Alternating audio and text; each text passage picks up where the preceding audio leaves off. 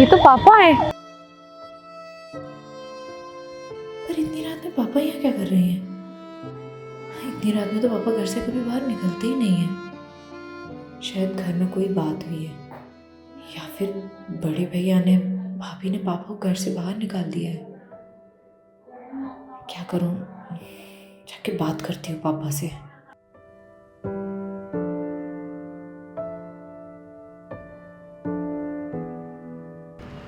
पापा, अरे बहू, छोटी बहू तुम यहाँ कैसे? पापा मेरा यहाँ पास में ऑफिस है, मैं तो वहाँ से आ रही थी। पर आप इतनी रात में यहाँ क्या कर रही हैं? क्या बताऊँ बहू, मुझे बड़ी बहू ने घर से निकाल दिया।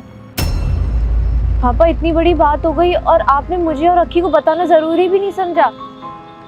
मानते हैं हम गरीब हैं, हमारे पास एक ही कमरा है रहने के लिए, पर आप इतना तो हक समझते हैं कि अगर आप प्रॉब्लम में हैं तो हमसे अपनी चीज़ें शेयर कर सकते हैं। लेकिन पापा उन्होंने आपको निकाला क्यों?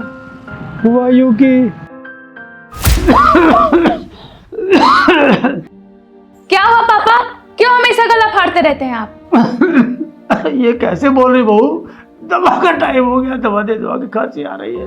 देखिए पापा, अब ज्यादा मत परेशान करिए हम लोगों को, आपकी दवाई खत्म हो गई है। दवाई खत्म हो गई? ये कैसी बात कर रही बहू? मेरा छोटा बेटा दवा के पैसे तो भिजवाता है ना बहू। हाँ जानती हूँ कितना भिजवाता है आपका छोटा बेटा। अगर छोटे बेटे से इतना ही प्यार है तो क्यों नहीं चले जाते उसके पास आप? बेटा वो दुबई में रहता है, मैं कहाँ जा सकता हूँ विदेश। पापा देखो, बकवास मत करो, दवा नहीं लाऊंगी तो नहीं लाऊंगी, समझे?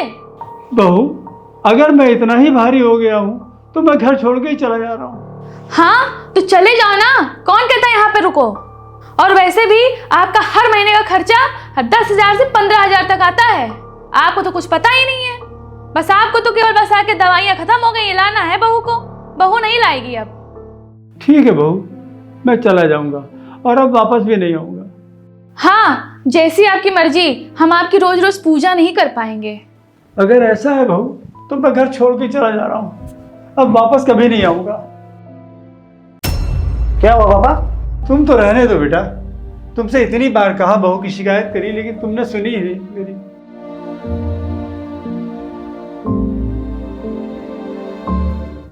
क्या हुआ पापा, क्यों इतना परेशान है? कुछ नहीं, जाने दो उनको बाहर। जब 2-4 दिन बाहर रहेंगे वो दिमाग अपने आप ठिकाने आ जाएगा। तो ये जाएंगे कहाँ? बहुत दिमाग खराब कर रखा है इन्होंने, और ये गए होंगे अपने छोटे बेटे के पास।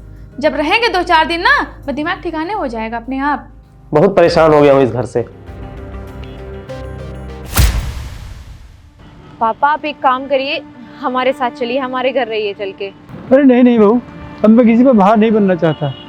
नहीं नहीं पापा, आप हमारे ऊपर कभी भार नहीं थे, ना अक्की के ऊपर और ना मेरे ऊपर। ये आपका डिसीजन था बड़े भैया और भाभी के साथ रहने का।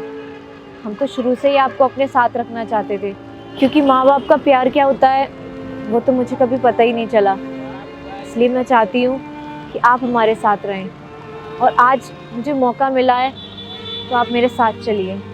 और अक्की भी आ जाएंगे 1 महीने बाद बाहर से, फिर हम तीनों लोग साथ में रहेंगे। चलिए पापा जी।